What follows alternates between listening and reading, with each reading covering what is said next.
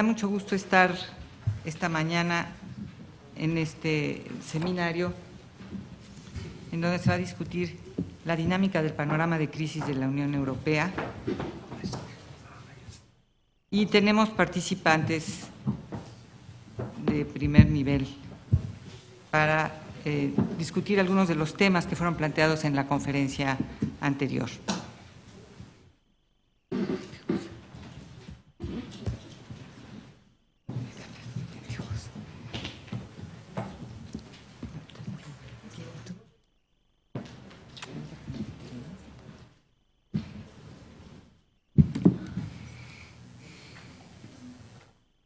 Tenemos en primer lugar la participación de la doctora Lorena Ruano, que es doctora en Relaciones Internacionales por la Universidad de Oxford. Tenemos… ¿Cuánto tiempo tenemos? 15 minutos. Bueno, entonces voy a tratar de ser lo más económica posible con el tiempo. Presento quienes me acompañan en la mesa: la doctora Lorena Ruano, el doctor Walter Bernecker, el doctor Günther Mayhold y Gabriel Gutleif.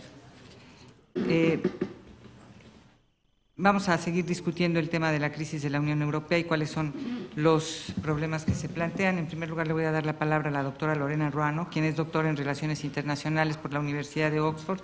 Actualmente es profesora de la División de Estudios Internacionales del Centro de Investigación y Docencia Económicas. Es titular de la Cátedra Jean Monnet de Integración Europea.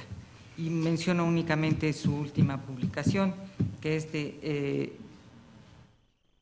la relación entre México y Europa del fin de la Segunda Guerra Mundial a la actualidad. Lorena, por favor.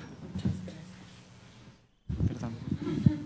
Muy buenos días a todos. Gracias a Günther Mayhold, a la Cátedra von Humboldt, por organizar el coloquio y por invitarme.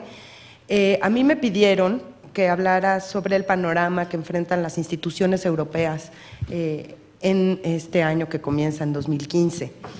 Cuando el profesor Mayhold me planteó hablar de las instituciones, inmediatamente pensé que hablar de las instituciones europeas remite a la cuestión de qué tan independientes son estas instituciones de los Estados miembros, que es un tema que ya mencionó el embajador Andrew Starley. Aquí la respuesta, como buena politóloga, es que algunas son más independientes que otras, ¿no? Y que por lo tanto van a enfrentar distintos tipos de dilemas en este año. También con este sesgo académico me dije, bueno, instituciones ¿en qué sentido? En general en ciencia política y cuando se refiere uno a las instituciones europeas hay dos enfoques: las instituciones como arenas en donde los Estados miembros plantean, negocian sus intereses, o las instituciones como actores, como organizaciones que en su propia constitución tienen facultades para actuar y para interactuar entre ellas. Ciertamente en la Unión Europea las instituciones como arenas por excelencia vendrían siendo el Consejo de Ministros y el Consejo Europeo, que es donde están representados los Estados miembros con su placa, ¿no? Francia, Reino Unido, etcétera.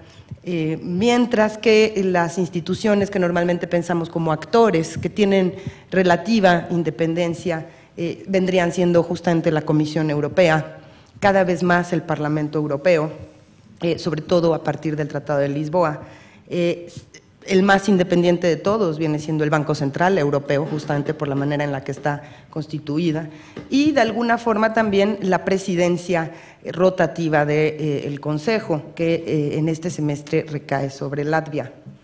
Otros elementos que identifiqué pensando sobre estos temas que pueden influir en cómo se comportan estas instituciones son tres. El primero es el contexto que llamaría yo más estructural, y aquí me parece que podemos mencionar algunos elementos. En el plano económico está ciertamente esta situación de crisis económica que viene arrastrándose ya desde hace ya 6 años y que se agudiza este año con el prospecto de la deflación. En términos de poder, que sería político, que sería otro elemento importante de contexto, lo que estamos viendo en general es un declive europeo frente a otras potencias como China, como incluso Estados Unidos, que ya va saliendo de la crisis, y también un diferencial cada vez mayor entre los países que conforman la Unión Europea. En términos constitucionales también, este es un factor que yo llamaría contexto o estructural, el Tratado de Lisboa ha repartido el poder entre estas instituciones de manera, pues digamos, importante a partir del año 2009 y sorprendentemente, a diferencia de lo que han sido los últimos 20 años en la Unión Europea, no se está negociando cambiarlo. Entonces es un contexto institucional relativamente estable para lo que ha sido el proceso de integración europea, que básicamente desde el Tratado de Maastricht hasta Lisboa se dedicó a reformar constantemente este contexto. El segundo elemento que identifiqué es la coyuntura, digamos ya más inmediata, en donde tenemos pues varios elementos también que van a influir en el comportamiento de estas instituciones y que van a tener ciertamente muchos efectos. El primero, ciertamente, ya oímos hablar al embajador de Ucrania, pues es el conflicto con Rusia, el regreso de la geopolítica y de los temas de seguridad, que bueno, el conflicto con Rusia, sobre todo por el tema de Ucrania, pues está poniendo sobre la mesa de la Unión Europea una serie de cuestiones, hablar de sanciones, por ejemplo, que normalmente habían estado, digamos, adormecidas a partir del fin de la Guerra Fría, con un periodo de relativa paz que hubo y de cierta hegemonía del liberalismo y de la democracia. Otro elemento que los atentados en Francia nos recordaron a principios de años, justamente el problema, digamos, de la seguridad interna y de lo que esto representa con el fundamentalismo, digamos, en auge para la libertad de movimiento de personas, ¿no? Se está planteando justamente restringir Schengen, que es uno de los grandes logros, la libertad de movimiento de personas dentro de la Unión Europea. Otro elemento de coyuntura que también estamos viendo, pues es ciertamente la elección griega, que desde hace un par de semanas pues está poniendo en duda los arreglos que más o menos habían logrado estabilizar la situación económica y está dando un auge importante a partidos tanto de la extrema derecha y de la extrema izquierda dentro de los países miembros. Este es un elemento que me parece va a poner en jaque a las instituciones.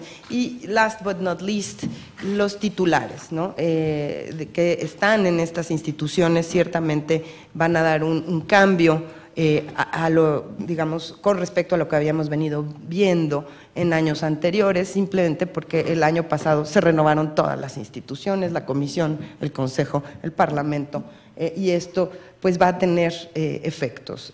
Los individuos importan, creo, así como el país de donde vienen y la forma en que los Estados miembros los pusieron ahí.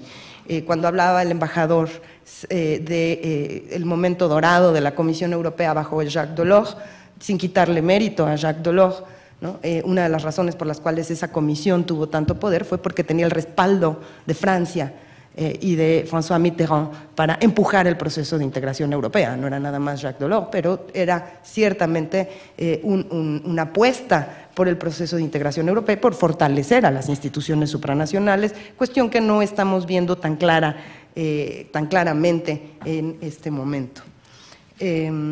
Bueno, en cuanto a quisiera pasar básicamente a hablar muy rápidamente de las instituciones como arenas y las instituciones como actores. Y con esto, digamos que voy a concluir, porque no tenemos mucho tiempo. En cuanto a las instituciones como arenas, ¿cuáles son los desafíos que van a enfrentar el Consejo de Ministros y el Consejo Europeo? Aunque aquí cabe mencionar que todas las instituciones europeas se enfrentan, son arenas, en donde los Estados miembros, digamos, juegan y participan con su poder y sus intereses, pero ciertamente donde más se ve es en las instituciones intergubernamentales, que son el Consejo, los dos consejos, el de Ministros y el Europeo. Estas instituciones, yo creo, en 2015 se van a enfrentar a una distancia cada vez más grande entre las posiciones de los Estados miembros.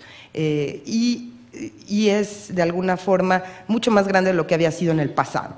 Primero, deben de acomodar un número cada vez más grande de Estados miembros. Croacia se convirtió en el miembro número 28 en junio del año pasado. Ciertamente eso complica la toma de decisiones, sobre todo en aquellas áreas en donde persiste el uso del veto, que son además las áreas candentes de seguridad, política exterior y hasta cierto punto política económica. También se enfrentan estas instituciones a un diferencial mayor de poder entre los Estados miembros. Estas instituciones habían estado construidas, sobre todo la forma cuando se usa la votación dentro del Consejo, y no es por unanimidad la decisión, las reglas de mayoría estaban diseñadas para que los grandes no se comieran a los chicos, para que, digamos, los pequeños estados siempre estuvieran sobrerepresentados. A pesar de esta regla, lo que estamos viendo desde el inicio de la crisis es una Alemania cada vez más poderosa, que se aleja por mucho de las siguientes potencias que hasta hace relativamente poco tiempo se consideraban como iguales, que son Francia, ¿no?, que ahora podría considerarse el hombre enfermo de Europa, escucharemos al rato, ¿no?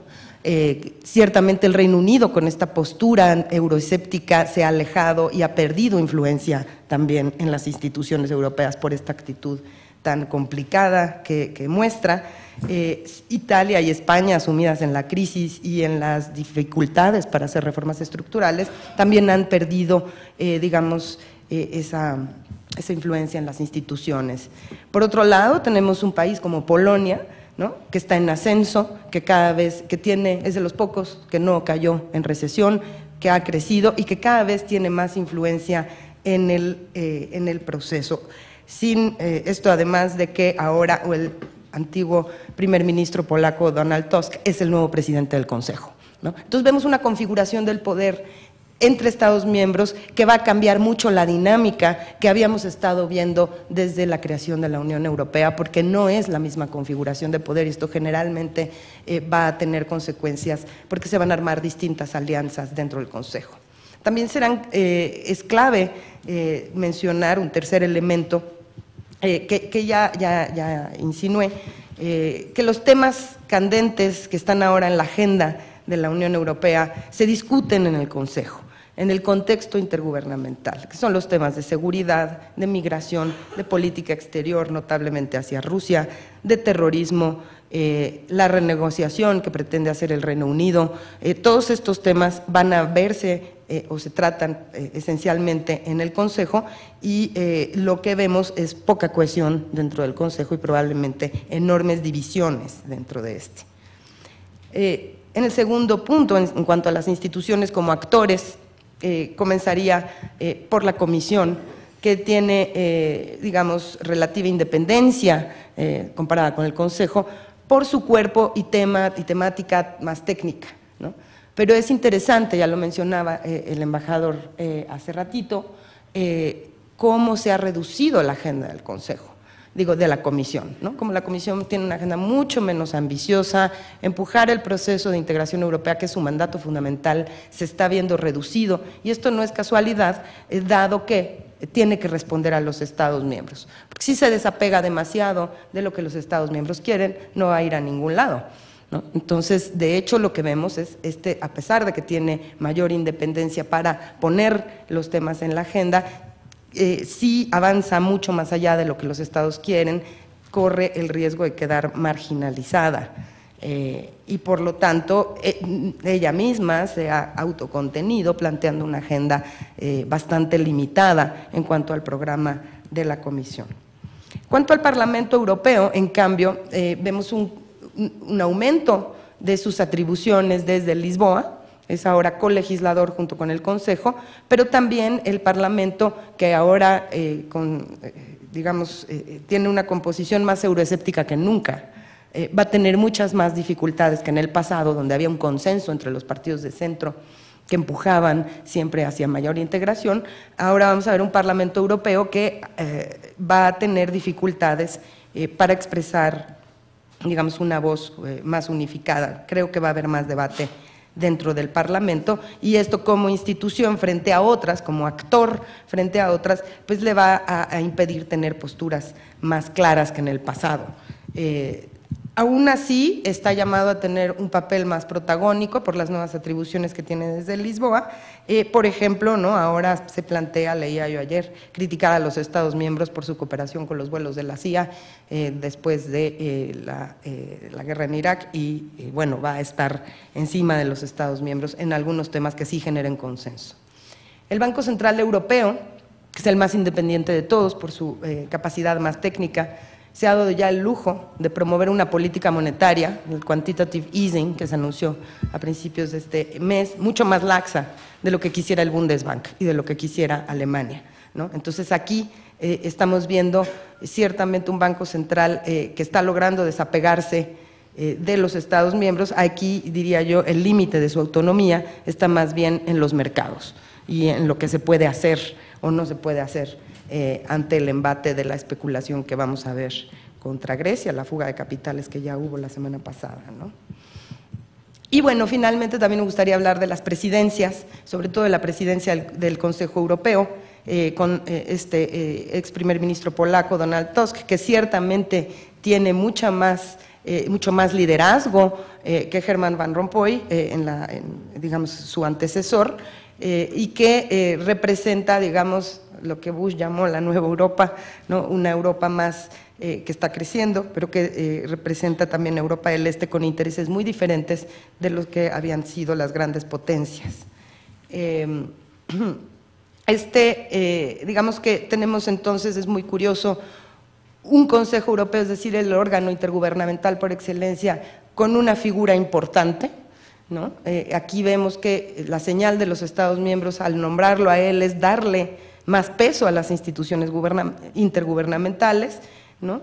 Mientras que en el caso de la Comisión, digo, si bien tenemos ciertamente una figura importante al frente de la Comisión, pues es el ex primer ministro de Luxemburgo que se ha visto debilitado por una serie de escándalos en cuanto al tema de los impuestos y las grandes empresas en Luxemburgo. Entre las instituciones como actores, entonces, hay un gran potencial para la polifonía y el conflicto por los temas que vienen. Rusia y la seguridad, por un lado.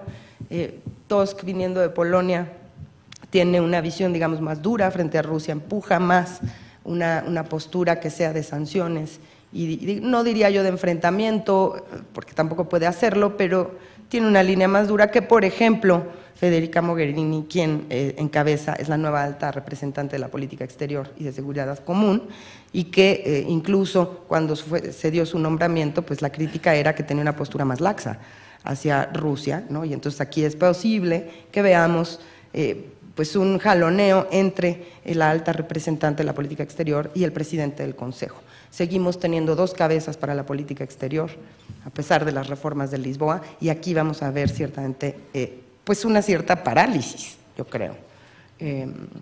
Y también, bueno, tenemos en la presidencia rotativa del Consejo a Latvia, que es un país antiguo, miembro de la Unión Soviética, que también tiene una postura dura más cercana a la de Tusk. Entonces, probablemente acá vamos a tener un enfrentamiento de dos posturas sobre qué hacer frente al problema de Ucrania.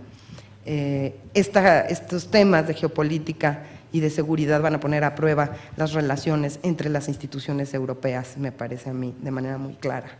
Otro tema que ya mencioné, el tema de Grecia, el tema de la economía.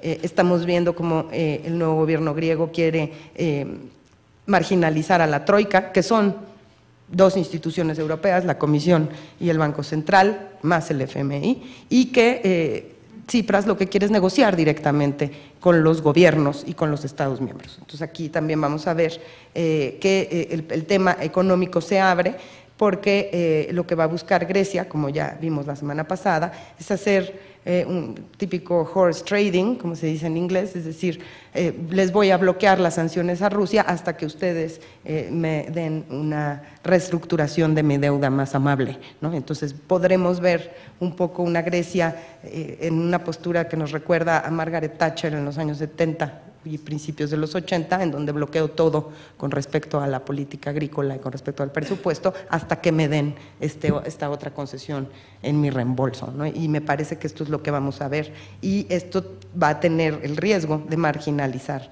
a las instituciones más independientes de los Estados miembros. Creo que con esto ya hablé suficiente. Muchas gracias.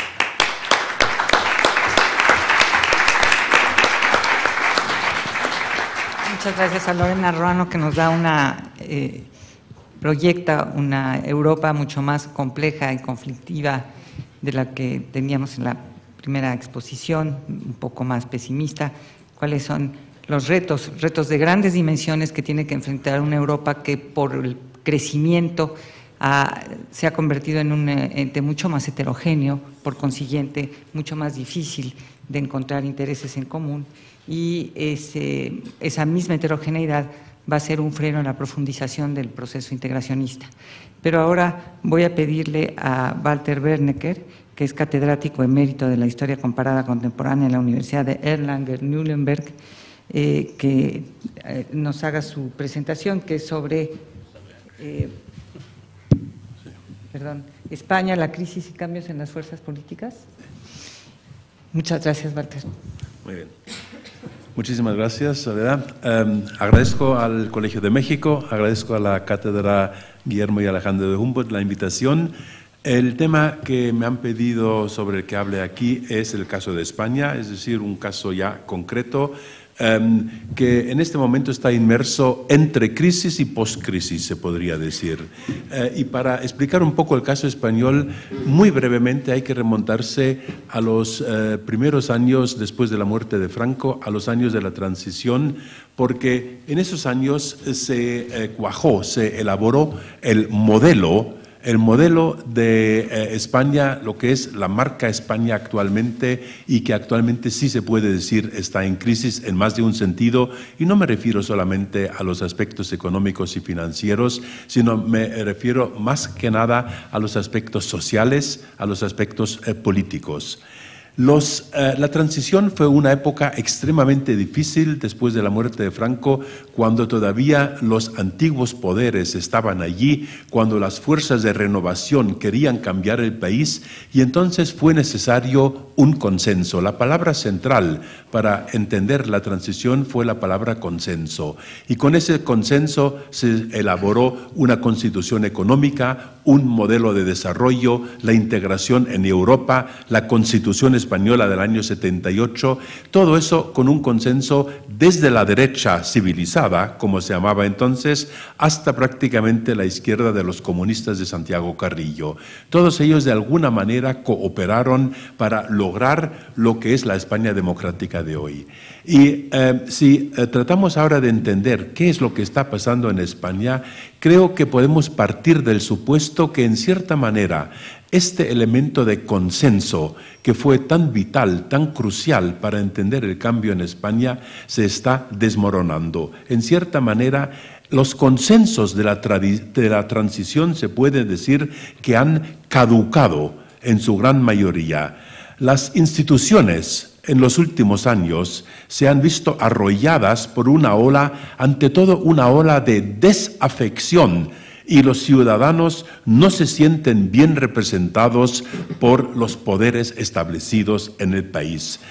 Esto se puede desprender de un sinfín de encuestas demoscópicas que siempre arrojan los mismos resultados. Además, esto se agrava porque en la crisis que está viviendo España, y que es una crisis muy compleja, que no es solamente económica, se intuye que la respuesta por parte del gobierno no ha sido tan dinámica, no ha sido tan contundente como se podía haber esperado. Más bien, una mayoría de la población ve en el gobierno algo así como un inmovilismo que no presta la atención necesaria a los cambios necesarios, y de esta manera, pues, la voluntad de cambio de la sociedad se ha visto frustrada, y con las consecuencias políticas de las que voy a hablar en este momento. Si son correctas las encuestas que tenemos en España, actualmente son 5 los problemas fundamentales que tienen que ser cambiados y que todos están en relación con la crisis. Todos ellos. Algunos existían antes ya, pero se han visto agudizados muy claramente por el desarrollo económico y social de los últimos años. Estas 5 crisis o estos 5 problemas son, en primer lugar, el debate territorial, enormemente importante, quizá el más crucial actualmente en España. Luego, la jefatura del Estado, que en este momento se está tranquilizando un poco el debate, pero que en los últimos 2 años ha sido bastante intenso. Luego, indudablemente, lo que podríamos llamar la modernización de las administraciones públicas en relación con la corrupción. La corrupción, un tema recurrente en la política española. El cuarto aspecto es la creciente desigualdad, un aspecto sobre el que llaman la atención todos los sociólogos en España. Y el quinto, la crisis del bipartidismo, ya un tema muy político y en el cual me voy a centrar en la segunda parte de mi exposición. Muy brevemente, estos 5 elementos. El primero, el debate territorial. El debate territorial se ha centrado en los últimos años en el problema del País Vasco con el terrorismo de ETA, luego cómo funcionan las comunidades autónomas en relación con el Estado central, pero ya en los últimos 3 años el debate casi exclusivamente ha sido el pulso soberanista de Cataluña. Es decir, si ahora se habla del debate territorial en España, se habla del proceso secesionista que ha empezado en Cataluña y que indudablemente tiene que ver muchísimo con la crisis económica que empezó en España en el año 2008. Hoy el secesionismo de Cataluña es el mayor desafío de la democracia española prácticamente desde que existe. Ante el terrorismo de ETA, por ejemplo, la respuesta de la democracia era contundente. Con la violencia no se puede hacer política. Por lo tanto, aquí estaba ETA, aquí estaban las instituciones del Estado y la inmensa mayoría de la población, de la sociedad. Pero ahora la situación en el caso de Cataluña es diferente porque ¿cómo responder a la voluntad de un gran grupo, incluso de una mayoría social en Cataluña, que desea votar sobre su futuro? ¿Qué hacer en una situación así? Ampararse en el Estado de Derecho, ampararse en la Constitución, que es lo que hace actualmente el Gobierno de Madrid, es posible, pero no es suficiente, porque el problema de fondo no es un problema jurídico, sino que es un problema de representación, de la democracia representativa. La única solución muy probablemente pasa por una reforma constitucional que se está discutiendo a altas voces en España, pero que en este momento ninguno de los grandes partidos quiere empezar. La reforma constitucional ahí está como un gran reto para la democracia española, pero todavía no se ha empezado con este trabajo. El actual modelo territorial español es susceptible de reformas, no hay ninguna duda. Ni el reparto de competencias ni su financiación están muy claras. Y por eso no es una casualidad que el problema de Cataluña se haya presentado en plena crisis económica. Surge muy concretamente en el año 2010, cuando el partido en el gobierno en Cataluña, Convergencia y Unió, se transforma prácticamente de ser autonomista a ser secesionista. La organización territorial del Estado no deja de ser un debate sobre cómo mejorar la administración del Estado del bienestar y mientras no se solucione este problema, tampoco estará resuelto el problema de Cataluña. Este me parece ser el primer y quizá más grande reto. La jefatura del Estado es un reto, indudablemente, pero en este momento ya ha pasado a un segundo plano, pero necesita un proceso de modernización y, ante todo, necesita más transparencia. Si hubiera dado esta pequeña charla hace un año, hubiera sido el caso mucho más serio, con el rey Juan Carlos todavía, pues todos los índices en las encuestas eran bastante más negativas. Ahora, con el cambio en la jefatura del Estado, con el rey Felipe VI, ha remontado otra vez. No se trata solamente de la valoración del monarca, sino siempre al mismo tiempo de la valoración de la monarquía. Así que el debate no es un monarca concreto, sino el debate es sobre monarquía o república, y además qué tipo de monarquía y qué tipo de república. Y naturalmente el tema que existe desde que existe la Constitución de 1978, ese anacronismo que sitúa en desigualdad de acceso al cargo a hombres y mujeres. Es decir, aquí indudablemente el tema de la transparencia, el tema de la igualdad en la jefatura del Estado tiene que ser debatido. El tercer gran tema, quizá en el ideario de una gran parte de la población, el más importante, es el tema de la galopante corrupción. La corrupción en España no es un fenómeno nuevo, corrupción hay en muchísimos países además, no es un fenómeno exclusivamente español, pero en la crisis, es decir, en los últimos 5 años, se ha visto agudizado, porque lo que antes gran parte de la sociedad estaba dispuesta a aceptar de alguna manera, ahora ya no está dispuesta a aceptar, y tiene que ver con la creciente desigualdad social. Mientras que unos pocos se están enriqueciendo de manera descarada por los puestos políticos y administrativos que ocupan, la gran mayoría de la población está en una enorme crisis económica y social. Y esta crisis es la que ha agudizado el problema y la no aceptación de la corrupción. Quizá hoy no sea mayor que antes, pero sí es más visible, se le critica muchísimo más, y parece ser que hay un cambio de mentalidad, que en el futuro ya no serán posibles estos tipos de corrupción como lo han sido en el pasado, porque han sido aceptados por una gran parte de la población española. El cuarto gran tema, como dije, es el problema de la desigualdad social. Este tema de la desigualdad social se ha visto agravado con la crisis económica. Son imprescindibles hoy en día propuestas para aumentar la cohesión social. Desigualdad social ha aumentado en prácticamente todos los países europeos con la crisis de los últimos 5 años, pero España es el país donde más ha aumentado la desigualdad social.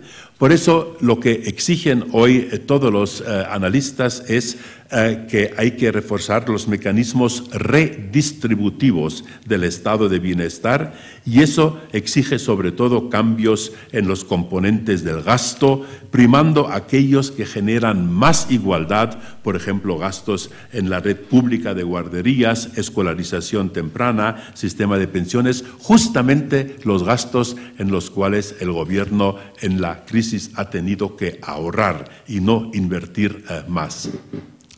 Y el quinto problema, y con eso ya llego al aspecto político, es que fruto de las múltiples crisis por las que está pasando España, la ciudadanía ha asociado gran parte de estos problemas del país con el fenómeno de un bipartidismo que existe en España, que no es un bipartidismo avant la lettre, sino que es un bipartidismo imperfecto. La gran mayoría de la población considera que la gestión de los dos grandes partidos, Partido Popular y Partido Socialista, es lo que ha conducido a España a la situación actual. Se le da la culpa al gobierno, pero se le da también la culpa al gran partido de la oposición. Por eso los críticos no hablan de PP o de PSOE, sino que hablan en una única sigla de PPSOE, como diciendo que prácticamente la ideología y los mecanismos de solución de los dos grandes partidos en el fondo no se diferencian. El bipartidismo se asocia, por lo tanto, con elementos tan negativos como la corrupción o la mala gestión económica. La corrupción que se ha visto en prácticamente todos los países y la mala gestión económica que en las comunidades dirigidas por un partido socialista son igual de malas que en las comunidades dirigidas por el Partido Popular. El rechazo al bipartidismo y a la corrupción son las grandes motivaciones que subyacen tras el voto a los nuevos partidos que han emergido en el último año en España, siendo mucho más relevantes estos que la posible alternativa ideológica que pueda representar. Lo que quiero decir es que el rechazo a los dos grandes partidos es la primera motivación para que haya tenido tanto éxito un partido, un movimiento como Podemos. No es la oferta ideológica, no es la oferta económica de este partido, sino que es más bien el rechazo hacia los partidos establecidos lo que explica el éxito, todavía el éxito de opinión y no el éxito en las urnas de este nuevo partido. El deseo de acabar con el bipartidismo en España es transversal a todos los grupos sociales e ideológicos, aunque en la izquierda se acentúa más que en la derecha. El sistema de partidos actual, este bipartidismo, ha dejado de proporcionar la legitimidad necesaria para gobernar. Por lo tanto, tenemos en España el sistema político tiene un problema de legitimidad. Y esto es lo que explica el desbarajuste generalizado que se nota por doquier. En Cataluña, en primer lugar, y con la máxima intensidad, como consecuencia de que a la crisis de legitimidad del sistema de partidos se añade además la quiebra de la Constitución territorial tras el naufragio de la reforma estatutaria en el Tribunal Constitucional, que los catalanes ya no se sienten representados por las máximas instituciones del Estado español.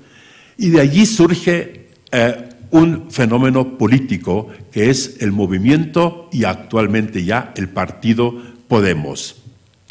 Este partido Podemos surgió en primavera del año 2014, justo hace un año, así que hace un lapso de tiempo muy corto. Es una formación nueva. Alguien podría decir de izquierdas, ellos mismos no dicen que son de izquierdas, ni mucho menos, pero en pocos meses logró provocar un seísmo sin precedentes en la política española y parece estar en condiciones de hacer saltar por los aires el tablero electoral. Según los resultados de encuestas recientes, esta formación, liderada por el joven politólogo Pablo Iglesias, incluso podría ser la lista más votada en noviembre de este año, cuando hay elecciones generales en España. Actualmente un 27% de los electores se decanta por el partido Podemos, esto en menos de un año. Nunca antes una formación recién creada había alcanzado una expectativa de voto tan alta como Podemos en pocos meses. Primero, consiguió un resultado espectacular ya en las elecciones europeas de mayo del año 2014 y después consolidó su despegue. Los sondeos permiten atisbar, por lo tanto, se podría decir, un fin de ciclo en la política española. El ciclo que empezó en la transición y que probablemente, si las encuestas siguen como actualmente, en noviembre de este año llegará a su fin. Si es que se confirman estas predicciones. ¿Quién vota a Podemos? ¿A quién logra movilizar este partido? Es interesante porque, en primer lugar, son los anteriores abstencionistas, que había sido un porcentaje muy elevado, y luego nuevos votantes y, ante todo, también votantes muy descontentos tanto con el Partido Popular como con el Partido Socialista. De allí, esta es la fuente de la cual se recluta el partido Podemos. A lo largo de este último año 2014 se pudo observar que Podemos adoptaba una estrategia que se podría llamar estrategia de transversalidad ideológica. Porque claro, si un 27% de la población dice vamos a votar a este partido, hay que preguntarse ¿y por qué? ¿Por qué van a votarlo? Es decir, ¿les interesa ante todo el programa que representa este partido o hay otra motivación? Los representantes del movimiento no hablan ni de izquierda ni de derecha. Al contrario, dicen expresamente, no somos ni de izquierda ni de derecha, sino que ellos lo que quieren es una formación de amplio espectro ideológico y con las menos aristas posibles. Además, Podemos logró recoger el efecto de la conmoción por la crudeza de la realidad, por la crudeza de la corrupción, por el engrandecimiento de las divisiones sociales, por la brecha social que se ha abierto en España. Otros partidos de oposición retrocedieron, no fueron capaces de captar esos votos porque ya fueron interpretados también como parte del sistema vigente. Es decir, tuvo que surgir un partido completamente nuevo, que no estaba pervertido por ningún tipo de corrupción, por ningún tipo de integración en el sistema, como se llama, que no tienen representantes, como dicen los partidarios del partido Podemos, de la casta. Es decir, este nuevo partido parece ser que fue el único que pudo recoger estos votos del descontento. En todo caso, acaben como acaben las votaciones en noviembre, lo que sí se puede augurar es que habrá un Parlamento mucho más fragmentado del actual. Eso lo indican prácticamente todos los pronósticos y a favor de Podemos, naturalmente.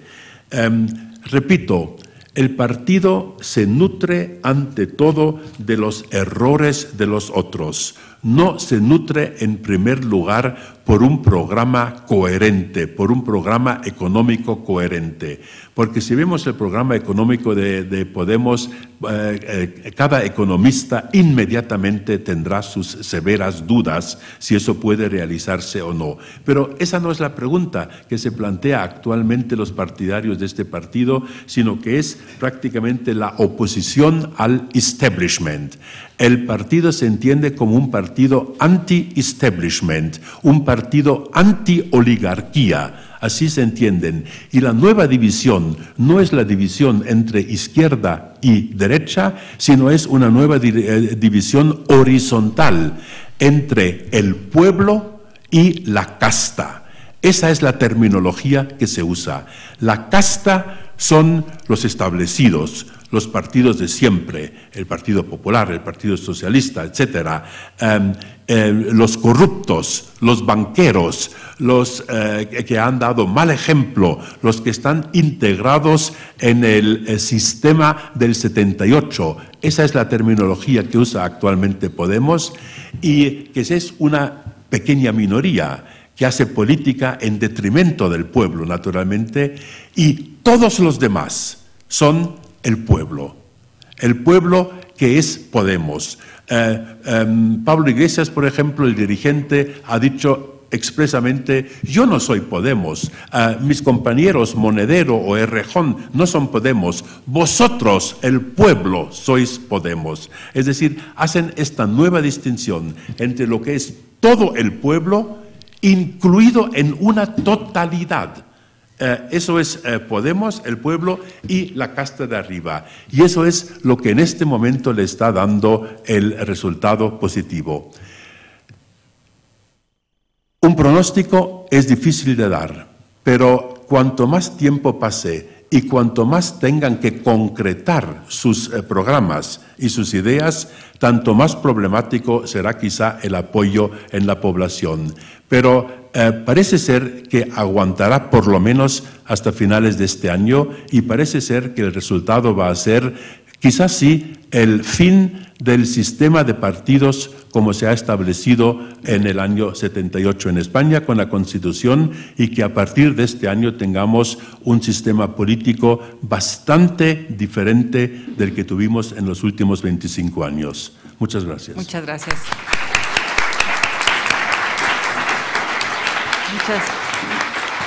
Muchas gracias. Quiero pedir una disculpa a Walter porque no mencioné que él fue titular de la Cátedra Humboldt en 2001, 2002, en 2 ocasiones. Y darle las gracias por esta síntesis. Y uno se pregunta, ¿qué tanto la Unión Europea puede ayudar a la solución de algunos de los problemas españoles o los agrava, como pensarán algunos? Muy bien. Le voy a pedir ahora a Günther Meinhold que tome la palabra. Él nos va a hablar del Superman, sí, Gabriel va a hablar del hombre enfermo de Europa, Francia. ¿Ahora? No, digo, Günther va a hablar del superhombre de Europa, que es alemán. No es un tema nuevo. Günther es el titular de la Cátedra von Humboldt. Estudió Sociología y Ciencia Política en la Universidad de Regensburg, en Baviera, y ha sido director del Instituto Iberoamericano en Berlín desde agosto de 2011. Es titular de la Cátedra Extraordinaria Guillermo y Alejandro de Humboldt en el Colegio de México, y quiero aprovechar la ocasión para darle las gracias por la eficacia y la generosidad con la que ha ejercido esta cátedra. Muchas gracias, Günther. Muchas gracias.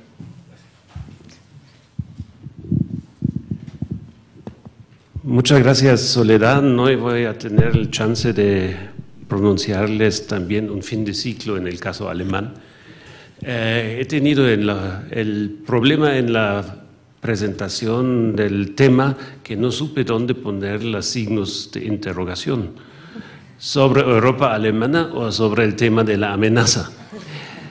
En esencia lo que les voy a presentar es casi recordar a una persona que es Ulrich Beck. Ulrich Beck, un sociólogo alemán que a lo mejor muchos de ustedes conocen de este libro sobre la sociedad del riesgo, que murió el 1 de enero de este año. Y él publicó en 2012 un libro que después se tradujo al español, que se llama Una Europa Alemana, que ha tenido mucho éxito, no necesariamente en Alemania, sino justamente en aquellos países que se acomodaron mucho más con las tesis de él. Voy a presentarles rápidamente lo que es el diagnóstico que él presenta de la crisis europea. Dice que la crisis financiera y del euro ha catapultado a Alemania como poder económico en Europa en la posición del gran poder decisivo.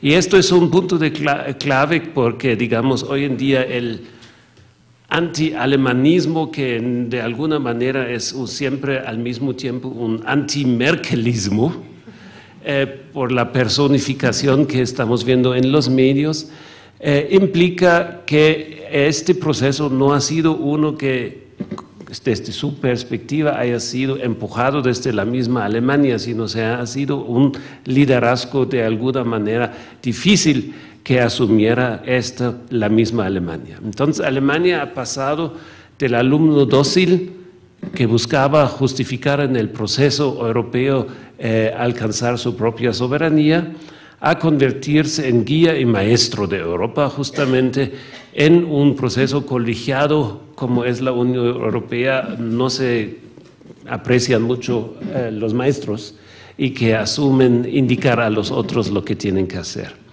Entonces Alemania, según Beck, se ha vuelto demasiado poderoso para poder darse el lujo de no tomar una decisión. Es decir, ahí el punto es demasiado poderoso para no tomar una decisión.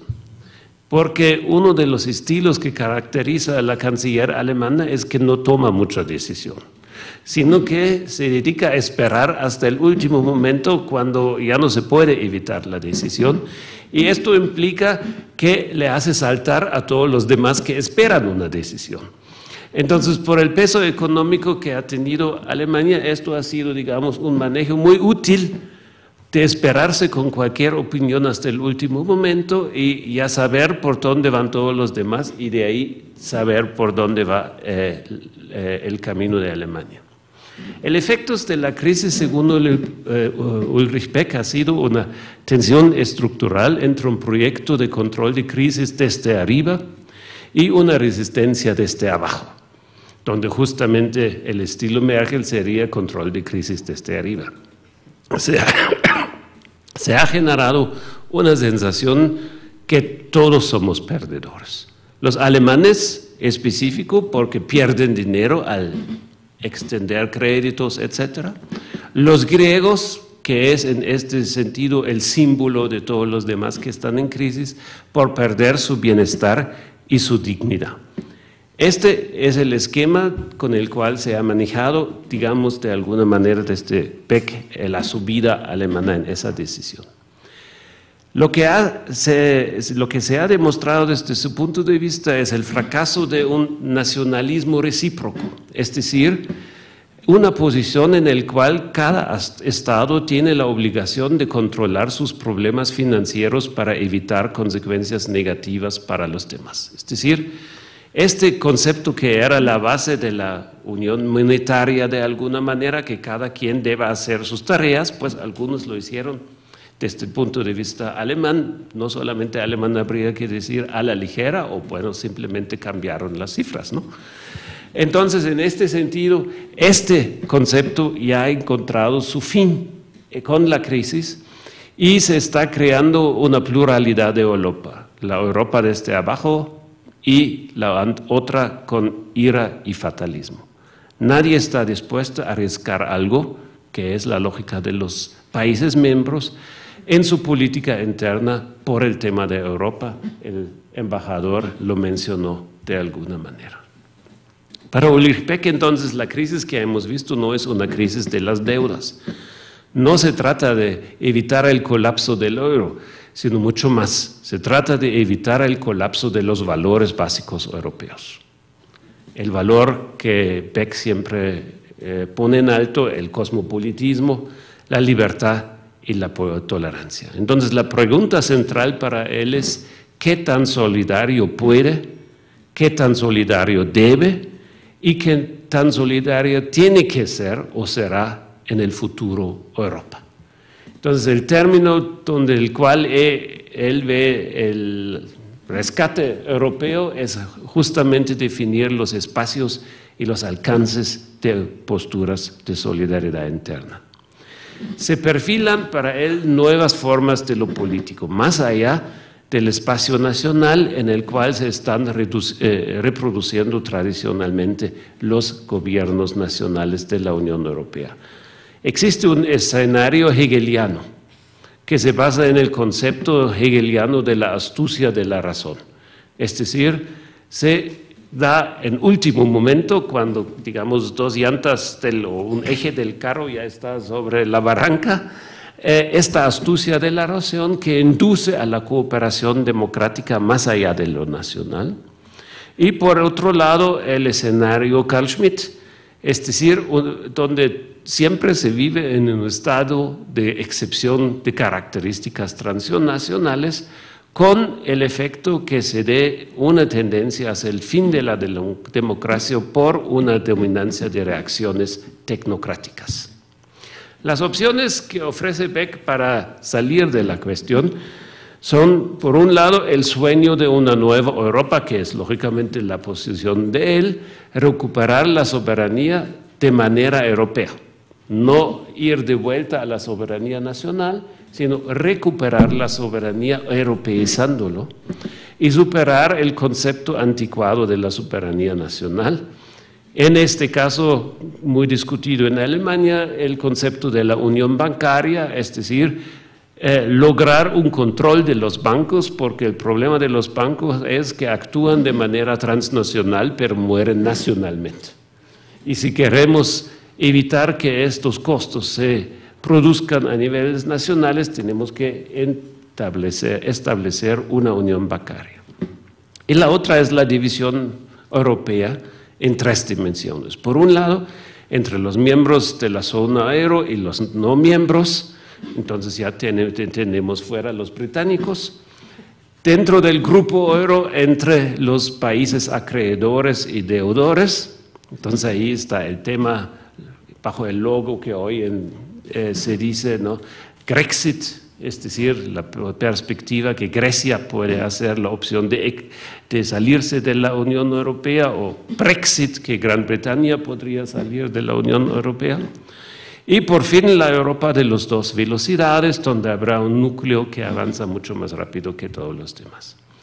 Entonces creo que podemos identificar dos ejes más allá del autor del libro en el debate sobre la posición de Alemania. Por una, está todo el debate que Alemania no se compromete lo suficiente con el proceso europeo. Es decir, bajo el título Germany, the Reluctant Leader. Es decir, siempre hay que buscar to engage, para decirlo en esta jerga, a los alemanes porque de por sí no quieren realmente identificarse y no quieren ya fungir en su viejo papel de asumir los costos del proceso europeo, porque se ha dado una situación de cambio en la sociedad alemana, en tanto se cambiaron las reglas, porque ya no vale el viejo lema tradicional de los años del auge de la integración, que decía, to be a good German, you always had to be a good European.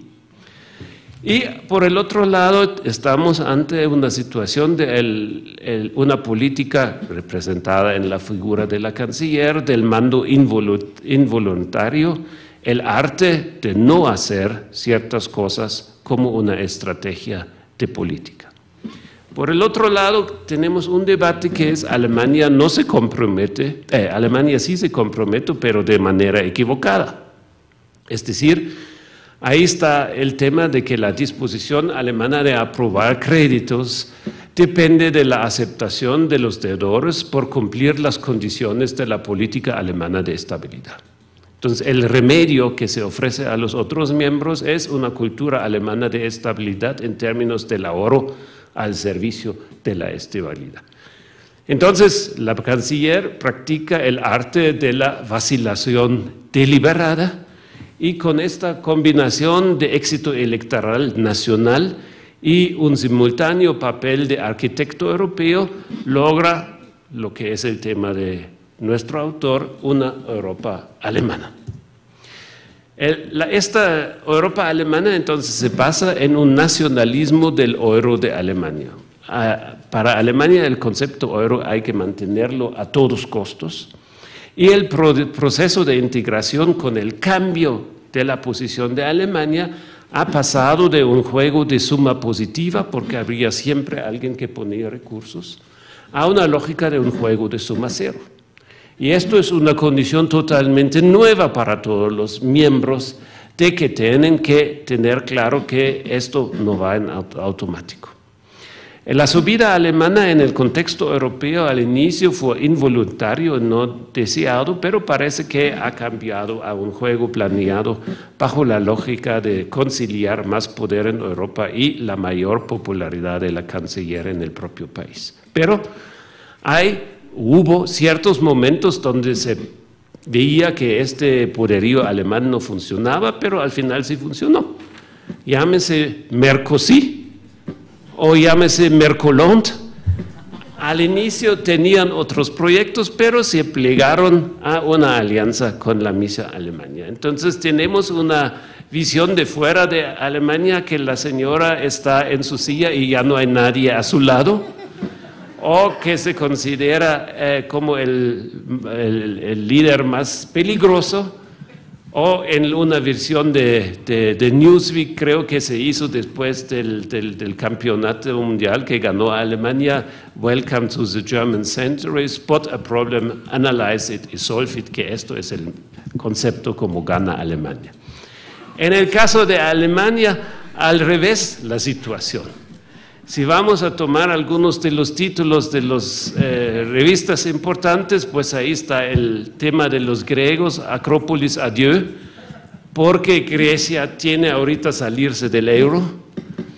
El mensaje que hay unos fraudulentos en la familia euro con el signo de la Afrodite un poco atípico a la cultura griega. Y Grecia y nuestro dinero, hasta que el titular de la revista, del periódico Bild, que dice 1.000 millones para Grecia, stop it, porque no hay que tomar este camino. Para terminar, ¿hacia dónde nos movemos entonces? ¿Una Europa alemana o una Alemania europeizada? Desde el punto de vista de Beck, estamos en la política alemana movido por la necesidad o por la convicción de que hay una necesidad de reeducación y socialización de algunos muchachos malos en la Unión Europea, especialmente en el sur, que no están cumpliendo con disciplina fiscal, responsabilidad y política de ahorro de manera adecuada. Entonces hay un ímpetu pedagógico de alguna manera de tratar de hacer fit para el mercado mundial a los griegos, a los españoles, a los italianos, y no voy a seguir en la fila. Hay entonces una vuelta a la Europa alemana, o de una Europa alemana a una Alemania europeizada. Se puede volver a un modelo de reciprocidad como modo de integración y cooperación, o se consolidará una modalidad de dependencia jerarquizada. Pues Beck nos deja con las siguientes recomendaciones. Primero, put society back in. Es decir, uno de los problemas graves ha sido una política desde arriba que no ha tomado en consideración a la sociedad. Y él propone 4 principios básicos: el principio de fairness entre los miembros, un principio del equilibrio entre los miembros, reconciliación y evitar la explotación para que haya de nuevo un concepto base de solidaridad en la Unión Europea. Las preguntas que se pueden y tiene que articularse siempre frente a la Unión Europea es who governs, porque eso no sabe nadie, depende del momento. Y segunda es en cuál Europa, es decir, cuál será el proyecto con el que vamos a seguir. Muchas gracias.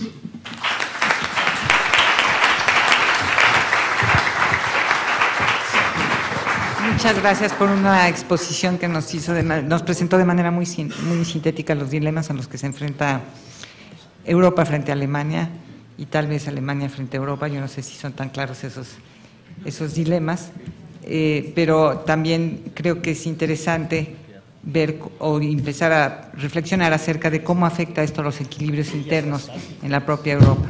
Si al mismo tiempo atendemos al comentario que hizo la doctora Ruano respecto a la importancia que está adquiriendo Polonia frente a lo que vamos a escuchar ahora de Francia, es decir, cómo los equilibrios se han movido y aparentemente el eje ya no es más al occidente, sino que se está moviendo en dirección de Polonia, y Polonia y Alemania últimamente se han acercado mucho más que nunca antes. Creo que fue el primer ministro polaco el que no hace tanto tiempo dijo que nunca se imaginaba que llegaría a decir que confiaba en Alemania como un aliado deseable.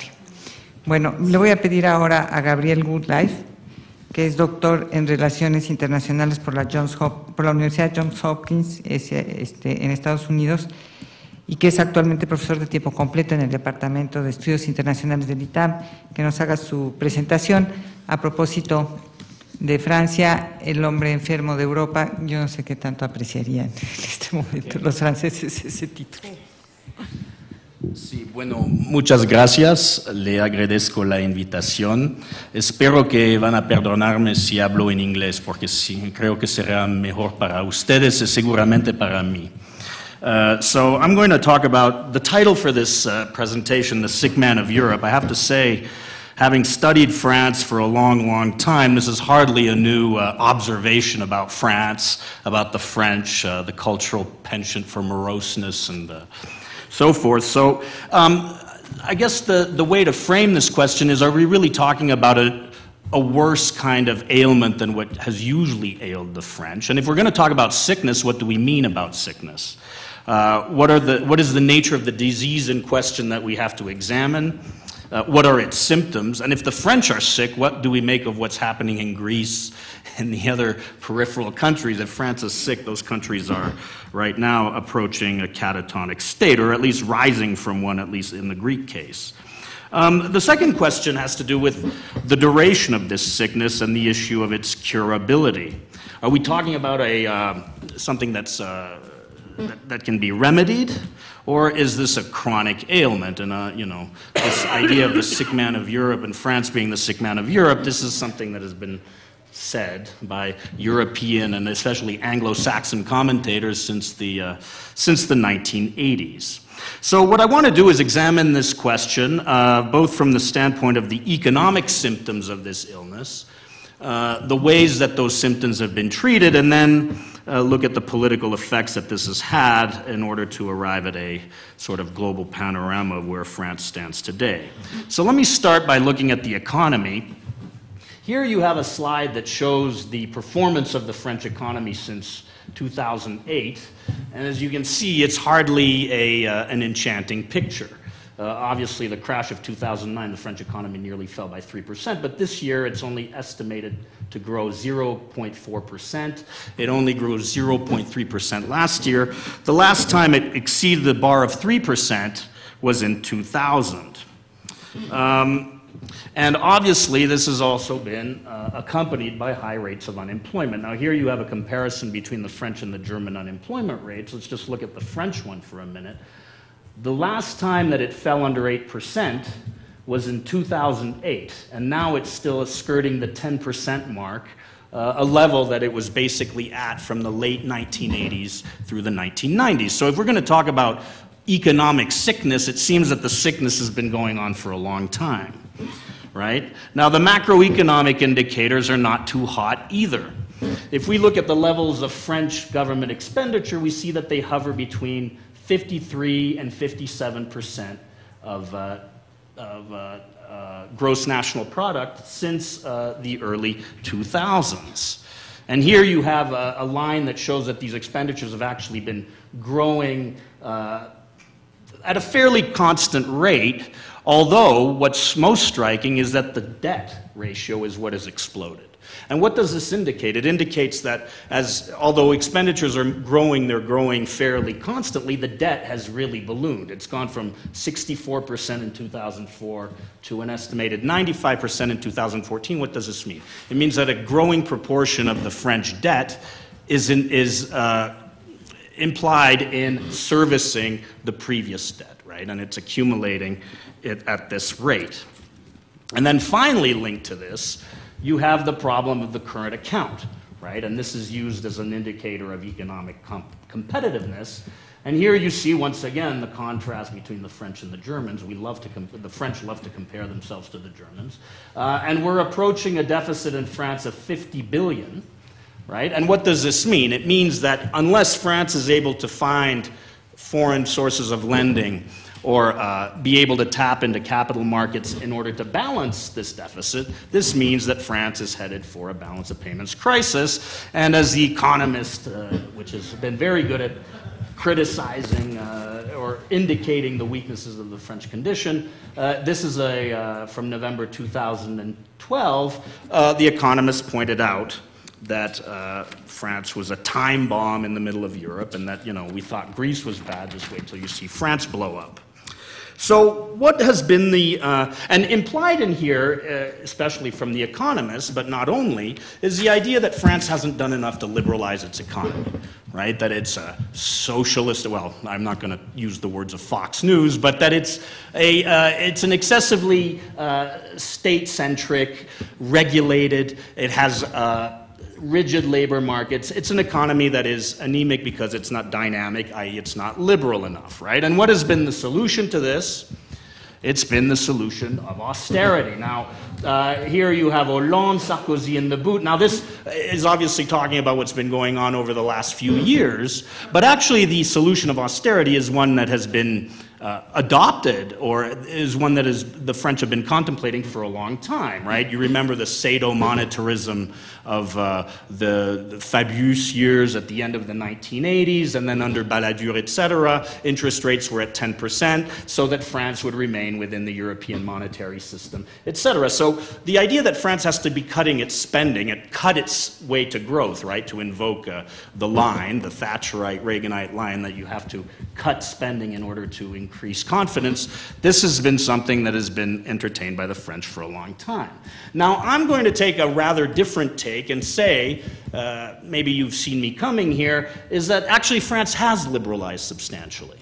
It's maybe not liberalized enough for the likes of Milton Friedman and his acolytes. It's not, maybe it hasn't liberalized enough for the likes of the European Commission, but I will argue that it's actually liberalized somewhat, right? And here you see, once again, now disregard the German idea, or the German side of this, but actually France has basically transformed its system of political economy, right? It's gone from a Fordist regime from the 1960s and 70s, a regime that was demand-based, that basically, as Henry Ford said, to try and pay workers higher wages so that they could buy the goods that they produced. It was a system based on union empowerment and regulated labor markets. It had a state-controlled financial system characterized by indicative planning. The monetary system was a Keynesian demand management system complemented with competitive devaluations, and you had a broad and robust welfare state. Now, what we see is that since the 1980s, this has changed, right? Concentrations become more decentralized. Unions have been disempowered. There's been a privatization and deregulation of financial markets. Monetarist policy has targeted price stability, and there's been, and after this sort of, and initially the welfare state expanded because of the social costs involved in this reform, but since the 2000s, there's been an effort to try and retrench the welfare state, right? This is the two-step process of liberalization analyzed by Jonah Levy.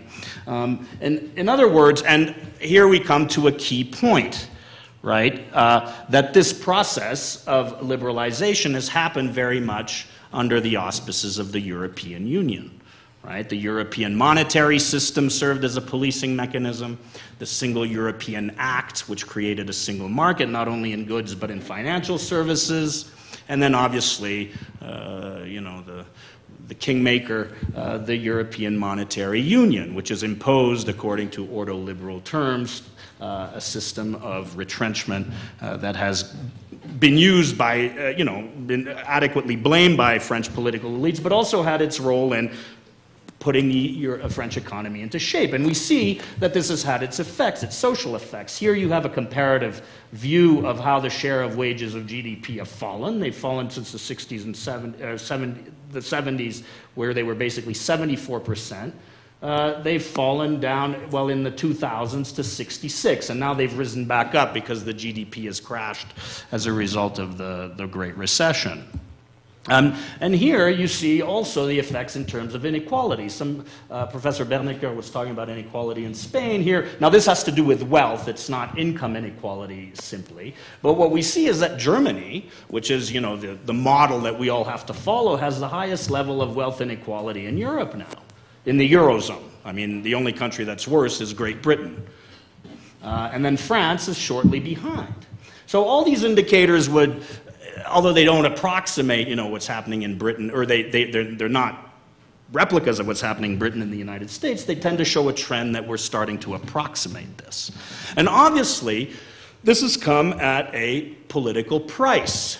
Now, I'm not going to, there's obviously an internal dimension to all this that's very important. I'd rather, we can discuss this in the questions. But Europe has been seen increasingly as a source of instability or economic precarity, as the French say.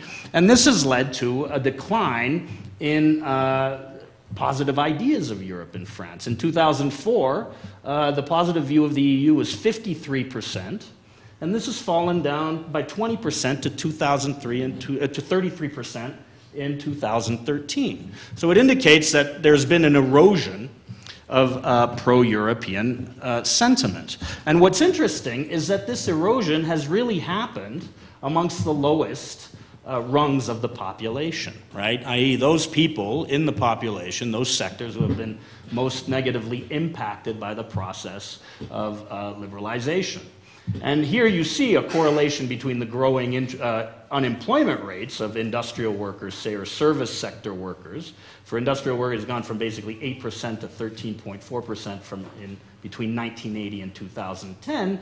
And here you can see the rising Euroscepticism amongst these groups, right? As reflected first in the Maastricht referendum, where 61% of industrial workers voted no. The 2005 EU Constitution referendum that was refused, as you remember, in which 79% of workers voted no, and then a 2012 poll, which it said 77%, but there was also a proportion of I don't knows. I broke those down according to the previous result, and the result you get is 90. Now, people may question my methodology, but at least it gives you a sense that there's a growing disquiet when it comes to these populations. So what has happened? What has happened is this has fueled a kind of populist backlash. Now, the populist backlash has obviously been against the mainstream parties, but one of the levers of this populist backlash has been the ability of populist parties to use Europe as a wedge issue in elections, and to basically blame the mainstream parties for their supineness or their acquiescence to the socially harsh terms of European liberalization. And here you get a good sense of this. In the 2002 election, which you remember was an earthquake in France because we saw Lionel Jospin, the socialist candidate, defeated in the first round, and the accession of Jean-Marie Le Pen to the second round of the election, which was considered a political disaster in France. Well, if you add up and the reason that Jospin lost was because of all the left-wing Eurosceptic parties that voted, or people who voted for these parties. There you see that over 33% of the electorate voted for an anti-system, anti-EU party. And in 2012, you have a similar dynamic, i.e. 1/3 of the French voters are voting against Europe, or for parties that are explicitly against Europe and against the neoliberal or ordoliberal consensus that it represents. And obviously, you know, the crowning dynamic of this has been the last European elections, where Marine Le Pen won 25% of the vote in that European election versus only 21% for the center-right UMP and only 14% for the party in government for the socialists. Now, this is important at several levels, but historically it's important. It's the first time that a far-right party that identifies itself as such has won a national election in France, arguably since 1870, right, where a monarchist chamber was turned in at the beginning of the Third Republic. So this is a big deal. And once again, here we see who voted for Marine in this election. Once again, 43% of industrial workers. And let me remind you that, you know, 20 years ago, what was the political home of the industrial working class in France? It was the French Communist Party. Well, there is no French Communist Party anymore. Well, where have they gone? They've gone to the Front National. 38% of service workers, right? 37% of the unemployed. In other words, the lower classes are in increasing numbers voting for the Front National. Now, and here you have a breakdown of the no vote in European referenda, et cetera, and you see that there's quite a reservoir of anti-European vote, even within the mainstream parties. You have 53% or 56% of socialist voters voted against the EU Constitution in 2005. 60% of the Greens. Right? So you have even on the center left, you have people who are voting against Europe. And the reason, so in that sense, the arrival of Front National on this scene, and to a lesser degree the Parti de Gauche, they herald a kind of recomposition of the French political debate. It's no longer between the classical dynamic between left and right, where the far right is on the far of the right. It's a debate about whether you're against globalization or for it. And the anti-globalization vote is cast right now as an anti-French vote. So where do people, or as an anti-Europe vote? So where do you go? The UMP is a shambles, as you know from the scandals and so forth. But the UMP is basically a pro-European party. It doesn't want to change the liberalization course. In fact, a lot of its key members like it. What about the left? Well, look who they hired as the new economics minister under this government, the Valls government. He's the head of Rothschild Bank in France. His view is not going to be one that is going to, or he can easily be seen as a kind of monetarist elitist, right? And so what's happening is that there is a disenchantment. You talked about the PPSOE. In France, Marine Le Pen talks about the UMPS as a kind of catch-all centrist party that represents la casta, the elites, and all the financial, and they represent people who benefit from globalization, not the losers. So here we see L'Express was the cover of L'Express last November, where Marine Le Pen right now has 30% approval ratings, and if the vote were to be held today, she would come first in the first round. Now, I'm not saying that no one would vote for that she would win, but I bet you now she's, and we can talk maybe in the questions about why she's moved beyond her father, but she represents a real threat, and she could win upwards of 35–40% in the second round of the French elections in 2017. And if she does that, it's a whole new ballgame. If she wins that amount of votes, the FN will have a legislative presence that makes it a force in the country. So I think I'll stop there unless I have time left. No. If anybody has any observations, questions, criticisms, I'd be happy to hear them. Sorry about, this is typical French negativism coming out. Sí. Que finalmente nos está llevando a concluir que en Europa algunos de los principales países tienen graves problemas. Yo me pregunto, uno de ellos sería que parece que es un problema común, el colapso del centro político que está produciéndose en prácticamente todos, que sí es un mal augurio. Y la pregunta obvia, dado que el tema general de la reunión es la Unión Europea, es hasta qué punto la Unión Europea agrava los problemas como parecen pensarlo los votantes de Marine Le Pen, o puede ser una ayuda para resolver estos problemas como lo piensa Polonia, Letonia y todos esos países mucho más pequeños que de alguna manera se han beneficiado de la Unión Europea. ¿Tenemos tiempo para preguntas? 5 preguntas. Voy a tomar 5 preguntas, quiero que sean por favor muy sintéticos, se presentan y hacen su pregunta taquigráfica. ¿Preguntas? Si no los hay, vamos al café. Eso. A ver, allá atrás hay una pregunta.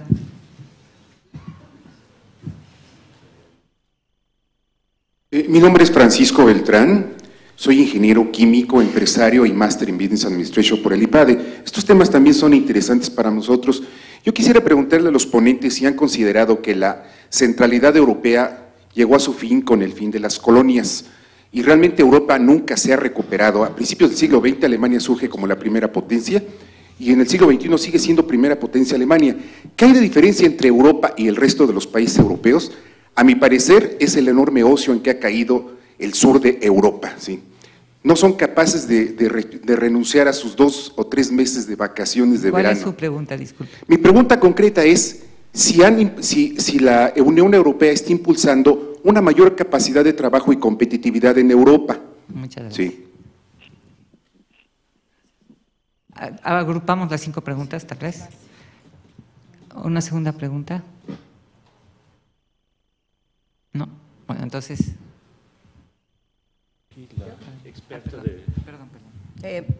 Yo le diría que la productividad que ha impuesto la Unión Europea ha venido por medio de la baja en los salarios reales que se ha venido dando en el sur de Europa desde que inició la crisis.